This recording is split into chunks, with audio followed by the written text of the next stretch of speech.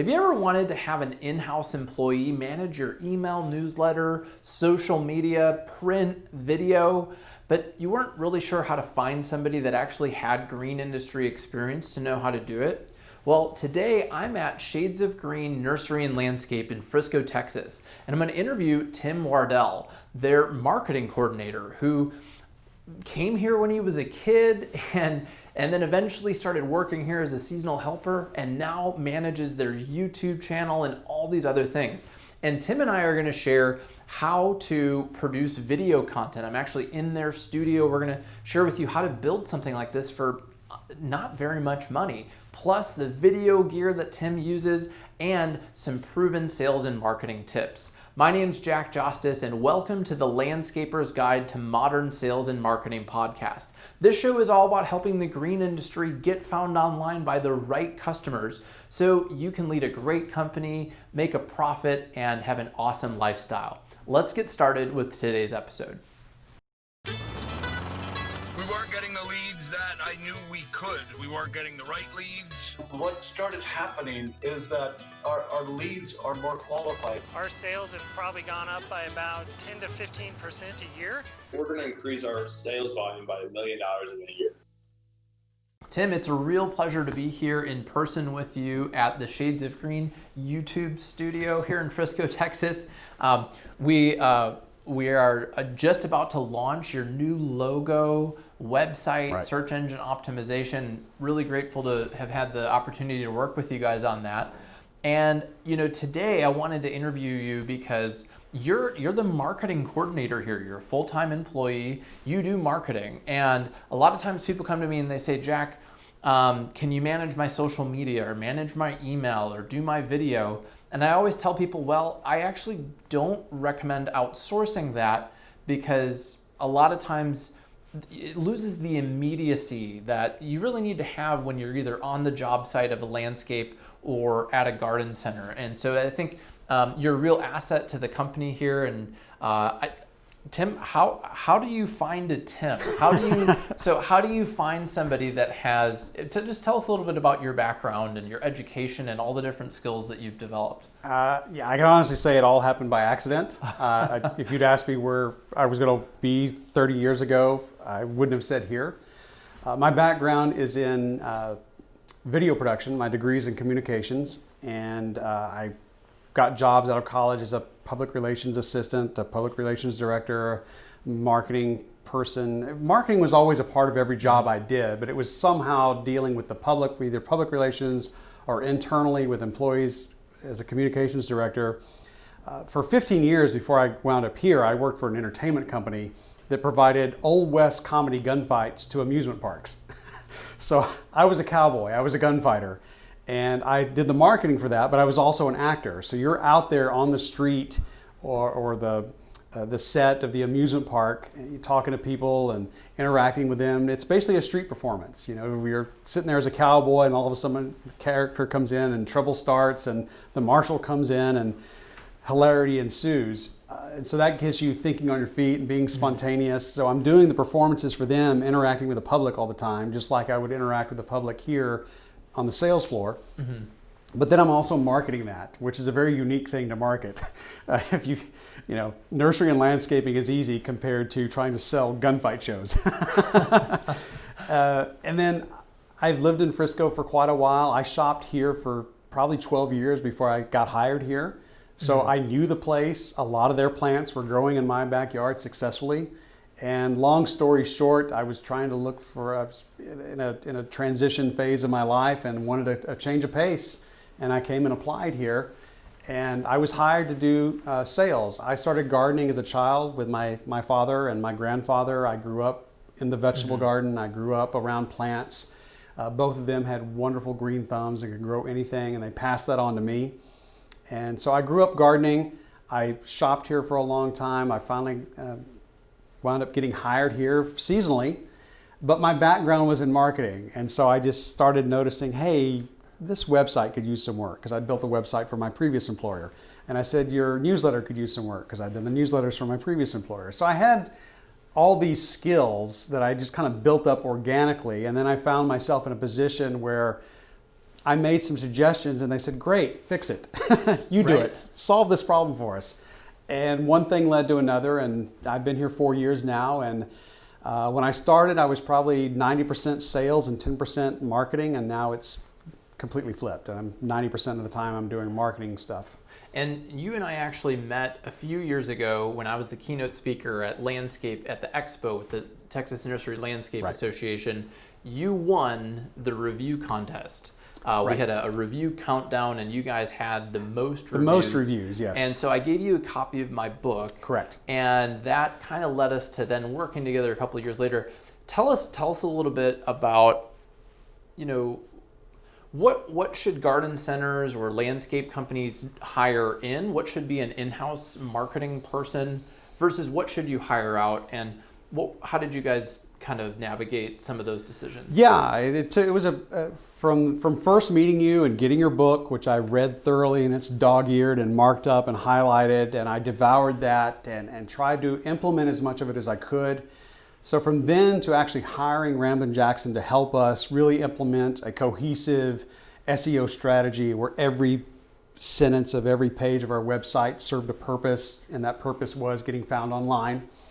That was about a 2-year process. And in the meantime, I was doing everything myself as much as I could. Mm-hmm. All the Facebook posts, all the Instagram, all the social media, the newsletter that goes out electronically, the website.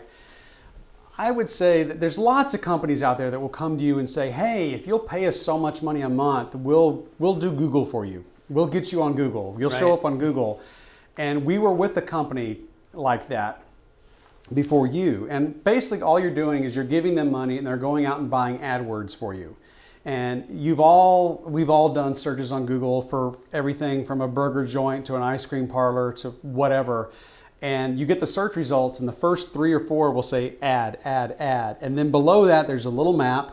And then you see the ones that don't have ad next to them. They just said, how many reviews they have.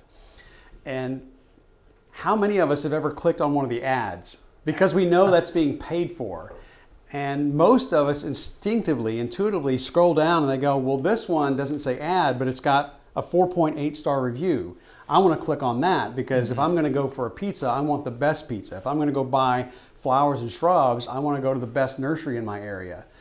And that is more valuable. That's an organic search, and that's based on customer loyalty, customer reviews, other people talking about us, not us talking about us, because every company will tell you, oh, we're awesome, you should do business with us. But when all your customers have given you a 4.7 or 4.8 or in a perfect world, a 5.0 rating on Google, you can't buy that kind of marketing. And all the monies on AdWords in the world won't really give you that kind of gravitas with the potential buyer. It won't have that much impact. It doesn't sway them as much. Well, anybody can spend money and buy an ad, but if everyone that comes to your store has good things to say about you, well, I want to go experience that myself. Because ultimately, as consumers, we want a good value, we want a good product, we also want to have a good experience. And I would much rather go to a 4.7 star place than a 2.5 star place. Absolutely. Or take a chance on something that just says ad next to it and no ratings at all.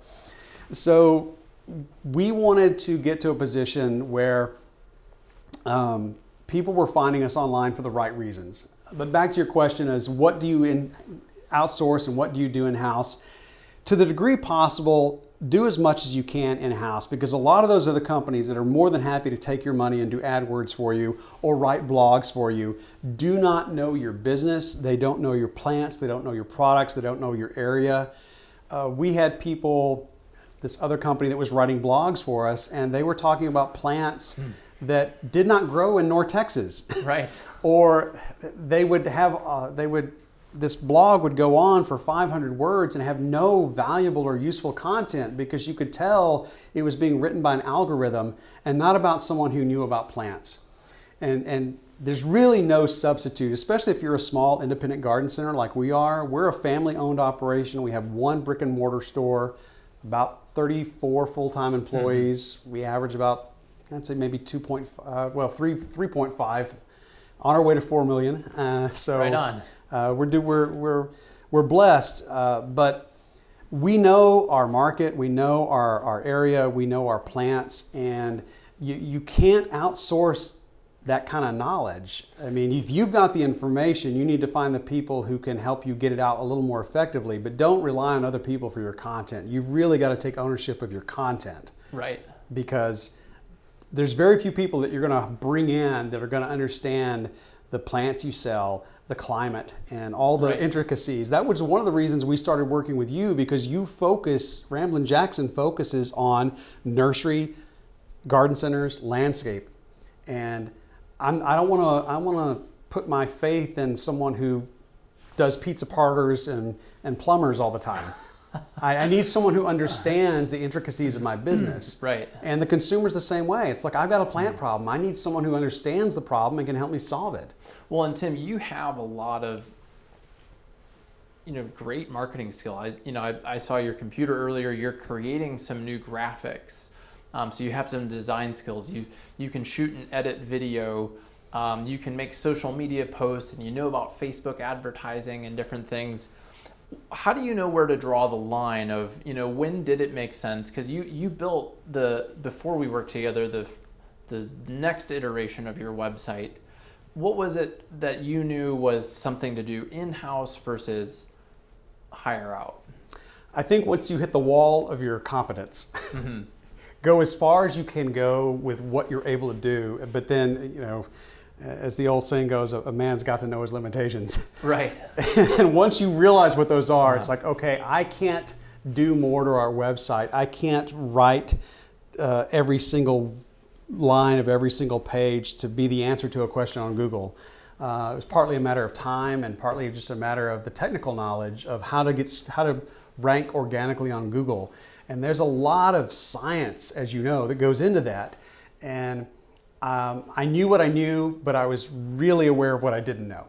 And once I got to that point where it's like, okay, I know I can do this, but I don't have a clue how to do that. And all I can tell you is you'll know it when you hit that point. You'll know it. Well, I think it's part of your character, though. I mean, you have to be humble enough to say,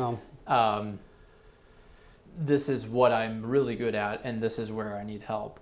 And so I think that's kudos to you, because I've also seen actually a garden center where they had an employee build it, and they ruined it. They should have said no, but they didn't. Anyways, one of the pages of your website that I'm super excited about, that's a major pain point that every garden center listening, I know it was when I was working at the garden center that I worked at, is during the springtime, people calling and saying, "Hi, how many red roses do you have? Do you have any sod?" And they want to know before they drive in. Right. It makes sense that they would want to come, but they have no idea how busy a garden center gets. So one of the pages that I'm super excited about is the inventory page. Right. And Tim and I are going to talk about how they're going to make a video that goes on that page each week, unedited, just a selfie video that'll answer that question. And that brings us into our next topic of video. And so Tim, I want to share a clip of you on video because I think you're great. Hi, I'm Tim with Shades of Green Garden Center in Frisco, Texas, with a plant profile about Black-Eyed Susan, Rudbeckia fulgida Goldstrom. This is a bright, beautiful, native Texas perennial that thrives in full sun. It's one of the most popular perennials in the United States, and with good reason. Its stunning, golden yellow, sort of orange, daisy-like flowers contrast wonderfully against its dark green foliage. It has no serious disease or pest issues, and even rabbits tend to leave it alone. And that's a big plus here in Collin County. So Tim, that video looked great, it sounded great, and I bet many of the audience would be, who if you're watching the video version of this, you'd be amazed to know that he produced that on his iPhone. And with some basic equipment, you can take any smartphone, Android, iPhone, and turn it into a good enough video camera. But there are two key things that you need to do that Tim and I talked about. So Tim, what are those two things?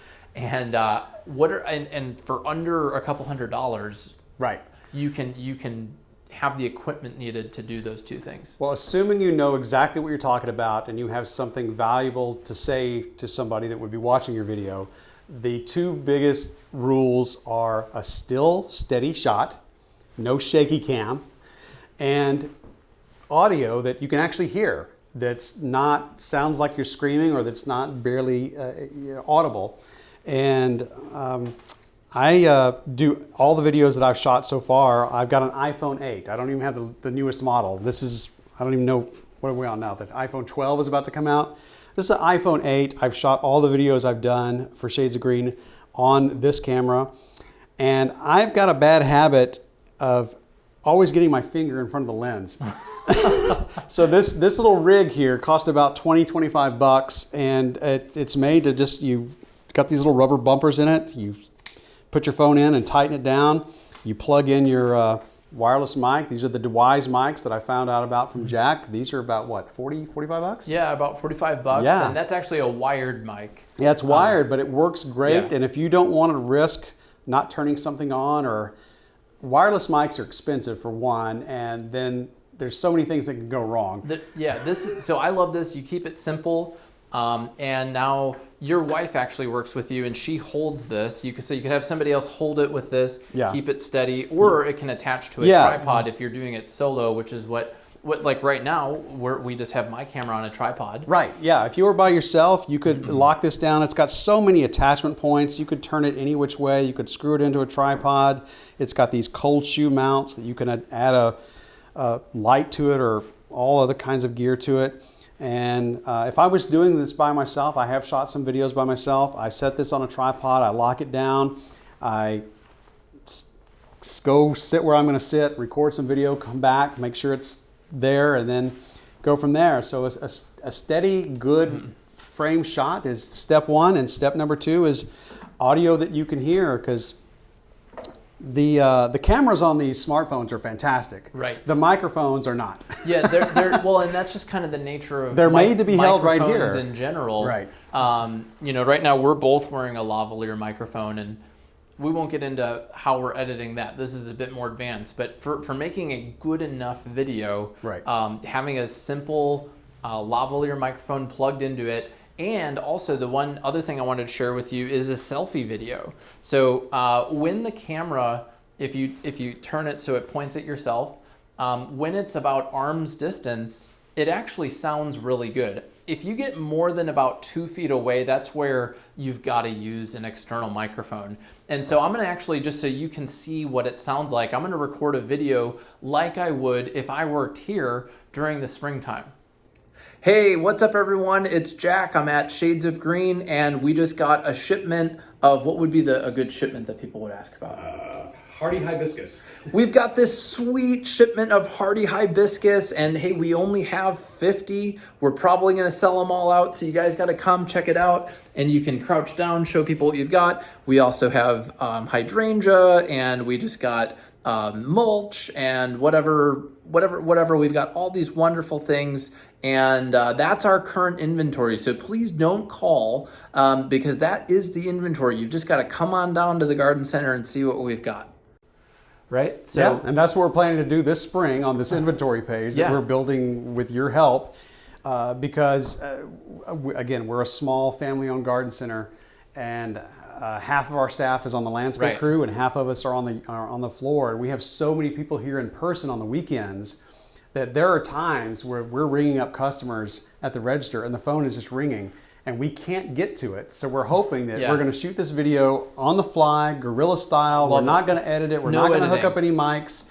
It's just going to be running out there with our phone. We're going to hit record, pause, start talking, one take, stop recording, throw it up on Facebook, get it up on our website, and then people will know, oh, this is what's come in, and this is what they're going to have at Shades of Green this weekend. Right. Because we're hoping that that's a great use of video that will help us solve a sales problem, letting as many people know what's here and what it looks like, and then they can find that out. And if we do grab the phone, our outgoing message, if they can't get in, if they can't have someone pick up, they'll hear a recording that says, hey, if you're calling to find out what's here, check out our inventory page or go to our Facebook page and see the same video.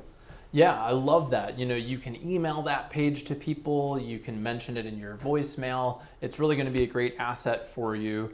and people will watch it. I think these videos could even be 7-8 minutes long. I mean, the shorter the better, and I mean, when you get fresh shipments, there might be a bit to talk about, a bit to show people. Yeah, we get lots of product in. But the point is, it doesn't have to be professionally edited. It doesn't have to be professionally lit. It doesn't have to be professionally shot. And I want to point out, this is a YouTube studio that we're making to do a lot of videos in. This is still under construction. We literally got this wall up like an hour before Jack showed up here today. And this is, most garden centers probably have, most landscapers have, a little corner room or closet, some piece of place on their property where this was just junk. This is where all the stuff got put over the years. And when I came in here, there were shelves and old equipment and just clutter everywhere. And this is only about 12 feet wide and maybe 6 feet deep. That's not that much square footage. And all we did was clean it up and use some recycled fence boards. These were actually reclaimed from landscaping jobs we did. These are LED track lights. It didn't cost that much at all. And they light up the wall. I got a separate track there lighting us up. And this really doesn't cost that much money. We haven't spent that much on gear. This just took a little bit of our time. Luckily it's January, the slowest time of year for the industry. And that would just be my point to people, is that you don't need to spend a fortune, and you don't have to be Steven Spielberg or George Lucas to pull off something that could be of real value to your customers. Now I'm rolling on my iPhone, and I wanted to just show people kind of behind the scenes, like there's literally saws and nail guns and drills and hammers and everything. Like it's seriously a work in progress. Okay, my favorite feature is this closet. So tell us a little bit about this. Yeah, this is a closet. This room used to be a man cave, because our garden center operates out of what used to be a house, a 3-bedroom, 2-bath house. And this is a closet now. It used to be the bathroom of the man cave. But I didn't want to have to worry about all this when I was framing a shot for our video. So we just got a 12-foot barn door track online, and we can just wheel this into place when we want to do a shot. And then if we ever need to access the closet, we just roll this back out of the way. That is awesome. And this is all reclaimed, recycled, reused fence boards. We bought fresh lumber to frame it out, but that's about it. Well, yeah, it's a great use of the space and the material.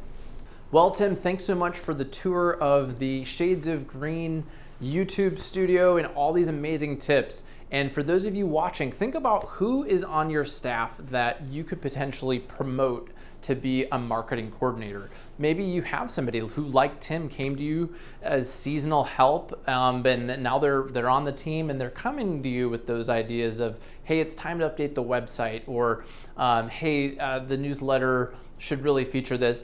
And ask them if they would consider taking this type of role on. I'll share that my marketing coordinator, the person who is actually editing this video, didn't have video editing experience prior to working at Ramblin' Jackson, and it's been amazing to see her grow into our marketing coordinator. So I think it's an exciting position for somebody who loves marketing and wants to help your company.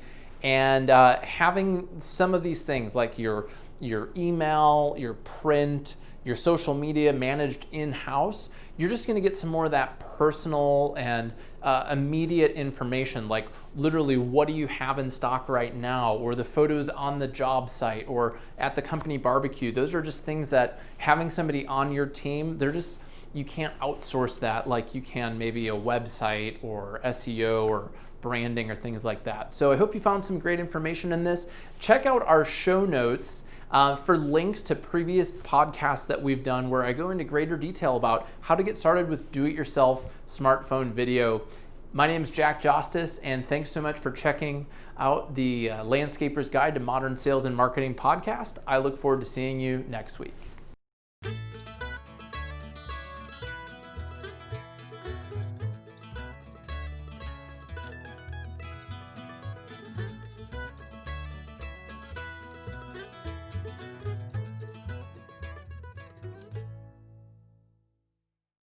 By the way, if you run a garden center or nursery, join us at the 2021 Virtual Retail Summit with the Texas Nursery Landscape Association on Wednesday, January 27th at noon Central Time for my presentation of an interactive workshop, The Garden Center's Guide to Getting Found Online by New Customers.